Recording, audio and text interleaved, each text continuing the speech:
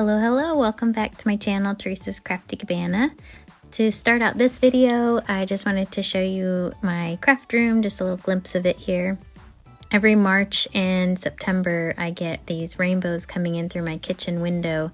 I have those rainbow window clings in, and it just makes my craft space look so festive, and the bright light just makes it feel so inviting, like I want to craft. So I thought I'd show you what that looks like. It does change throughout the day, so in the evening time the rainbows of course are gone, but I do have this window cling on my doors. I have slider doors in my craft room, and the sun just kind of alters the light in there, and it just looks so pretty. So this is my more evening light here, and I use my overhead lighting, and that's what I use to film with. So this is a little glimpse of my world and where I have all my fun stuff. Of course, my craft room isn't always this clean. As many of you who do gel plate printing know, there's usually stuff covering every single surface in here. So here's my lovely little gel print area, but I actually moved that over to my main desk, and I've got all my stamps over there. So getting into today's project, I'm actually not gel printing for this one, surprisingly. I thought I might use gel prints in this project, but I ended up just wanting to kind of create something with the paints that I had, and this the paper that I'm using is the mixed media paper. So these inks are the Amsterdam liquid acrylic inks, and they flow like watercolors when they're wet, but when they're dry, they're completely permanent and you can't re-wet them or move them. So it's nice because you can get the look of watercolor, but then you can layer over them and not worry about the layer underneath coming up or ruining from how you left it or let it dry. So these are very pretty colors. I'd gotten these at Hobby Lobby on sale. They were running a really good sale on these, I think last year, and I got these for a great price, and I hadn't had the chance to use them yet, so that's kind of why I wanted to see how they worked, because I really thought they were nice colors. They're almost like pastel, except for this bright pink color, which is the quinacridone rose. But the yellow was a nice light color. I had gotten a blue, a purple, a light pink, and a gray. So they were really nice for this time of the year, like springtime. So I'm just creating a little background here, just mixing my colors together and spraying some water on and moving the colors around again. While they're wet, they will mix and blend like watercolors do, but once they dry, I won't be able to move them around anymore.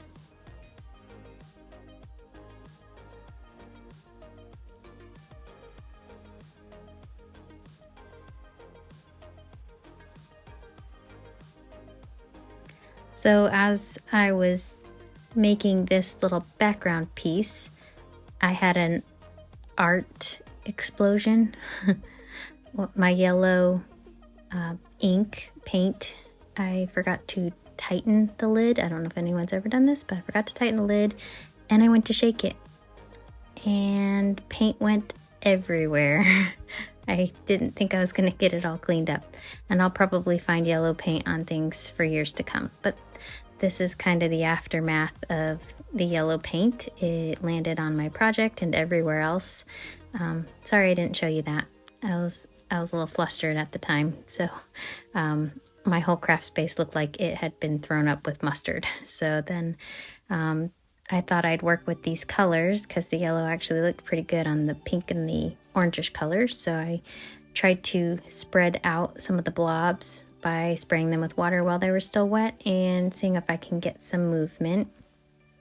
Then I had these metallic watercolors, and I'm just using a copper color and getting a little bit of splatters to make a little bit of shine on the background.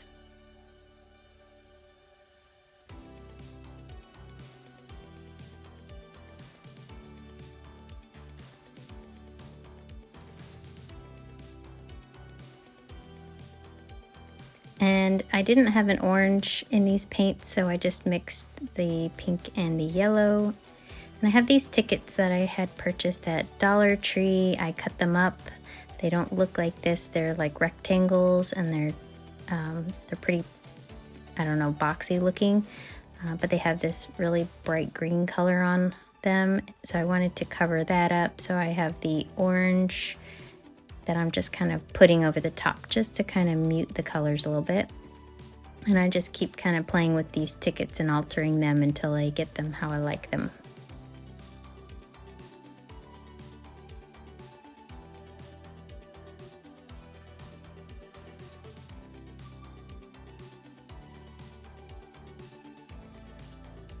To add a little contrast to my tickets, I am using some burnt sienna brown. And I was thinking that was going to cover it up completely, but the transparency made it so that I could see a little bit of the ticket numbers underneath, and it dried it lightened up as it dried.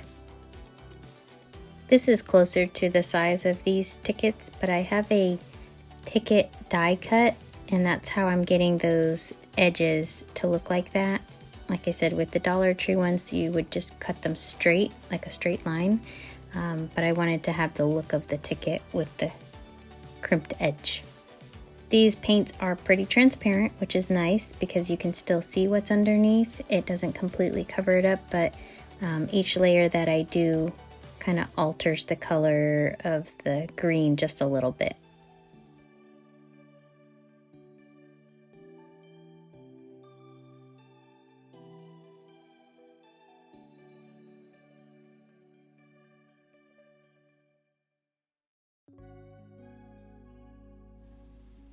Okay, so now I'm going to do some stamping on the background here.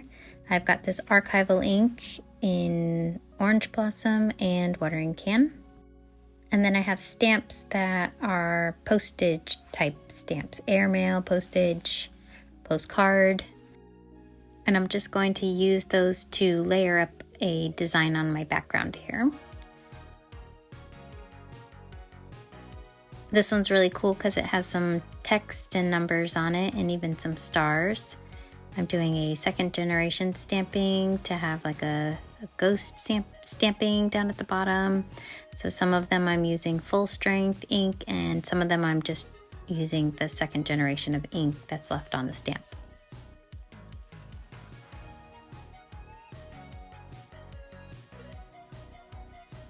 This one has a little airplane on it and some numbers.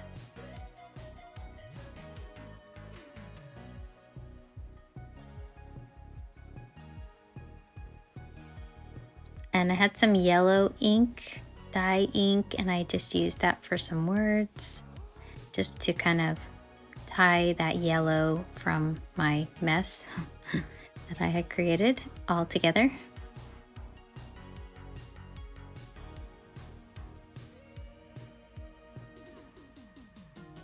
I really like this stamp. It has a little butterfly on it and like a number 6, like 6 cents. No pun intended, I don't think.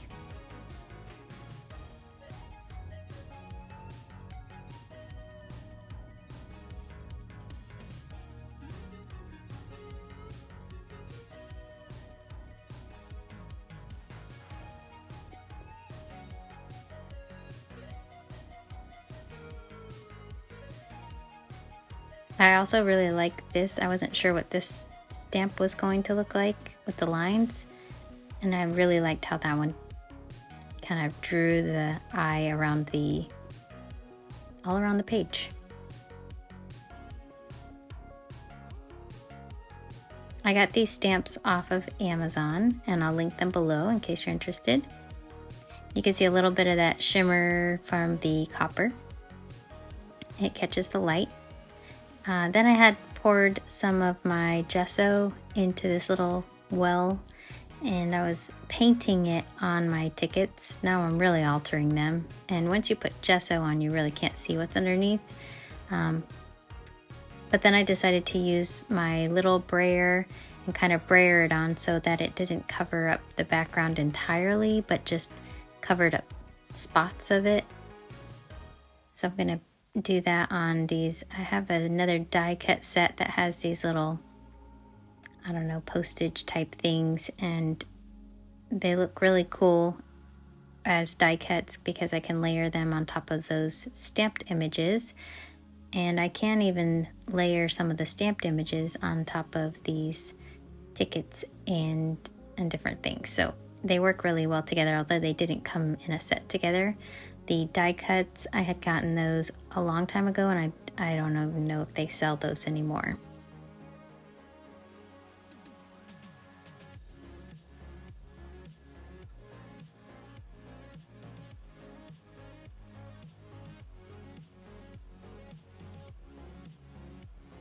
Working on a glass mat, I love that you can use a straight blade or razor blade to just scrape the paint once it's dry when you're using acrylic paint. Comes right off. Now I have this Lunar Paste called Slippery When Wet. It's the gold color. I'm just going to rub that over the top of this postage stamp type thing. And it highlights, there's some words around it and a date in the middle. So it does a good job just highlighting all of that.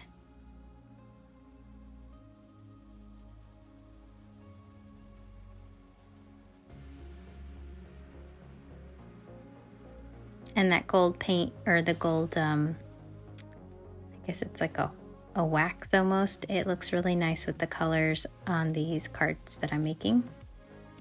And the tickets, I'm just blending some of that gold over the tickets that I've been making.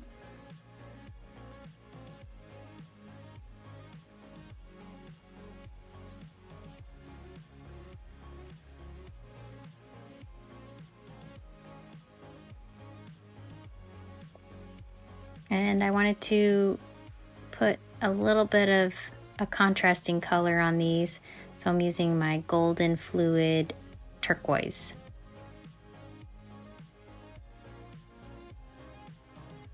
What's cool about this is you can see where the gesso is on this ticket, and it is more of like a white color, and where there was no gesso, the ink is seeping into the ticket paper and it looks darker.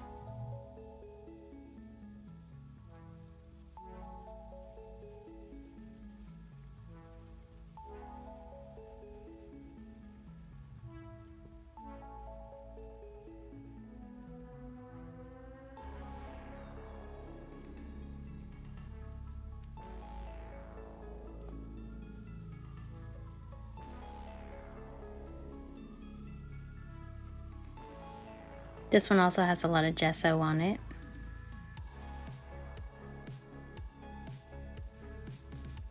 So when you use gesso, the paint kind of sits on the surface of the gesso, whereas if an untreated or ungessoed substrate is probably going to absorb the paint into the paper. Depends on the paper too.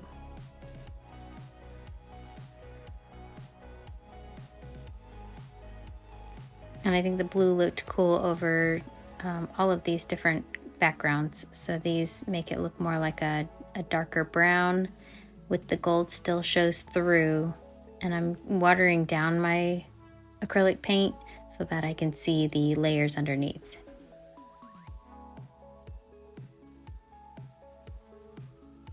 This is another die cut from that set that has that little postage squiggly thing. I don't even know what that's called, but it looks cool.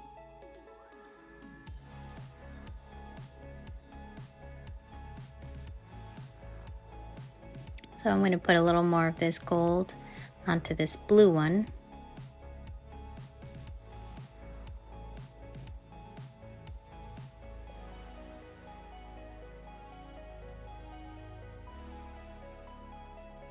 This die cut is pretty cool because it die cuts the exterior, but it presses in that design at the same time. It's a pretty neat set. I wish I could figure out where I got that. I think I got it from maybe Michael's a long time ago. Maybe Hobby Lobby.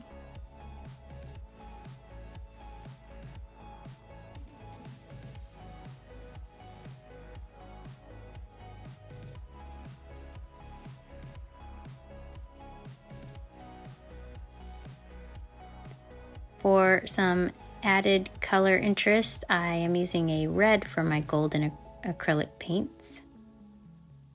This is a very bright red. It's almost a corally color. So for this one, I decided to use a little bit of water over the top and remove a little bit of the paint, and that showed that gesso through. This is from that stamp set again, and I had this perfect little rectangle that fit in the center of these tickets.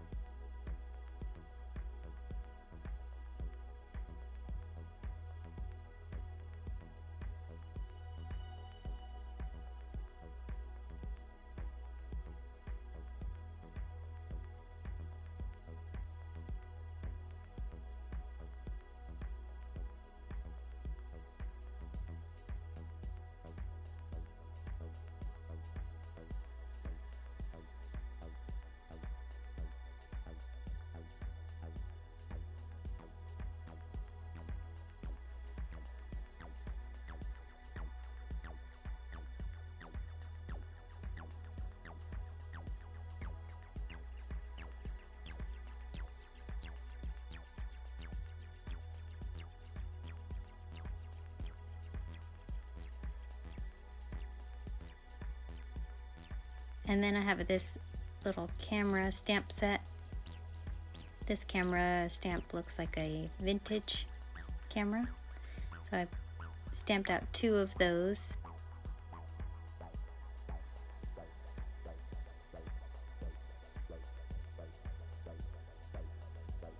Before I color those in, I have a couple of smaller tickets that I basically cut out the center part of those larger tickets, and I altered those, and I'm adding in just some different numbers and text. This one says receipt on it.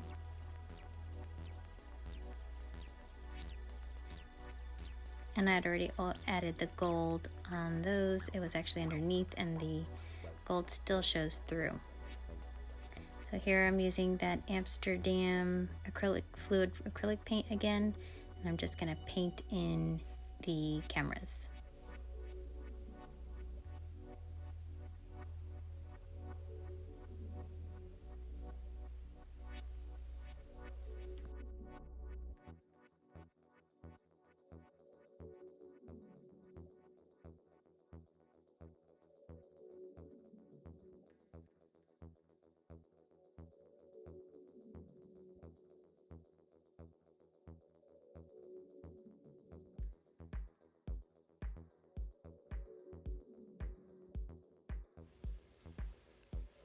Now for the black, instead of pulling out black paint, I just used my Versamark ink and just was putting my paintbrush over the ink pad and just kind of blending it in. It worked because I only needed a small amount. Then I went ahead and fussy cut those out.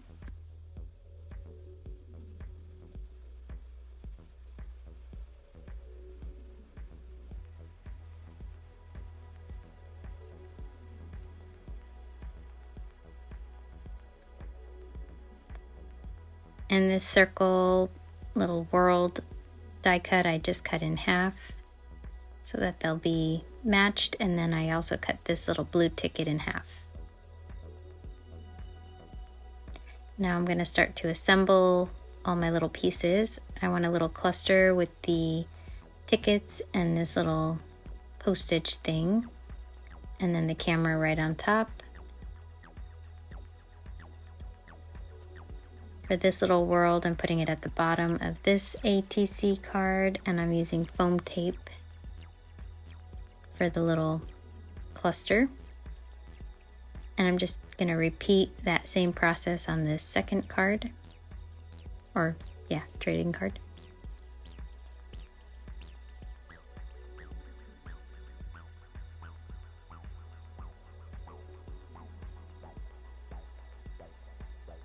I just decided to put the little cluster towards the bottom on this one. I like how it looks, but I feel like it needed a little something else, and you can see that nice gold shine.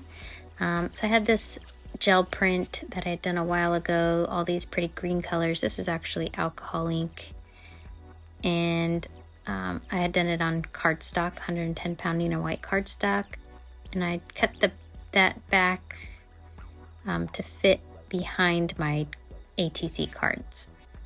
That way the back side was also finished.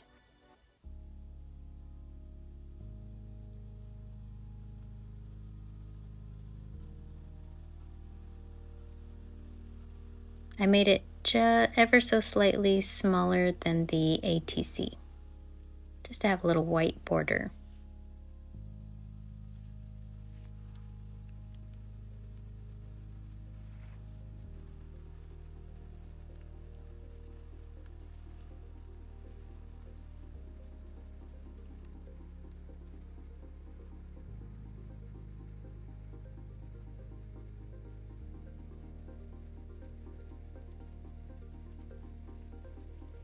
Once I had both of those on, I had a little bit of leftover green cardstock that was from my gel print, so I cut out these little leaves. This die set is actually a Spellbinders Glimmer Hot Foil die set, but I'm just using the die cut pieces instead of the foil pieces. Instead of the foil, I decided to draw in with a black pen or marker the little details for the petals and for the center of the flower.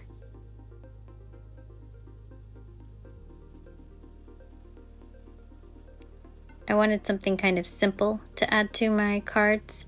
The black and white, I think I needed something just plain that had no color in it to kind of give the eye a rest. Then I had these other little pieces that were from that die set, and I'm just going to add a little more ink to these as well.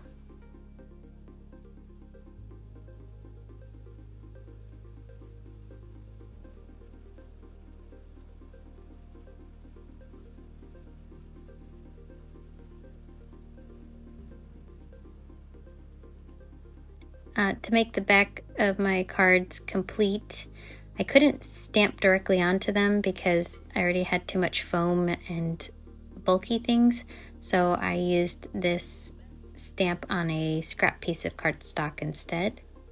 And then I have a 2-inch round circle punch that I will use to cut them out. And an ATC is 2.5 by 3.5, so this will fit perfectly inside the ATC on the back.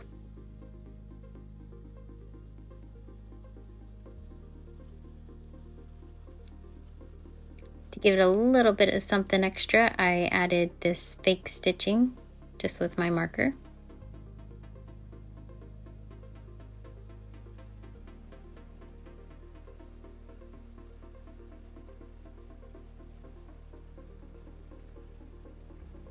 And then I just glued that to the back of both my cards.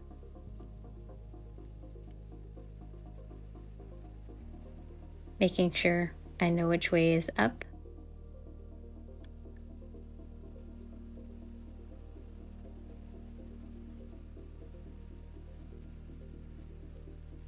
And now I will put all these little floral pieces and leaves together.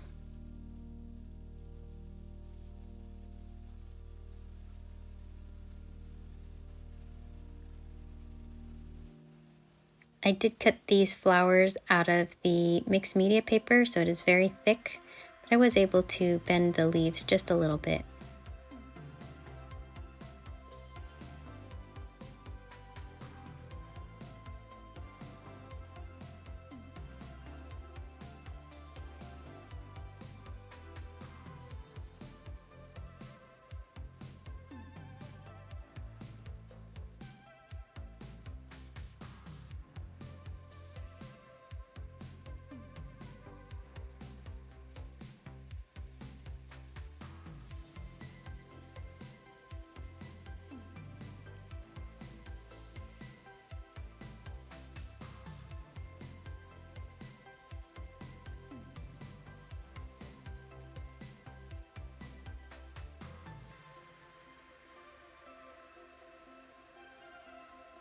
And that is my final piece.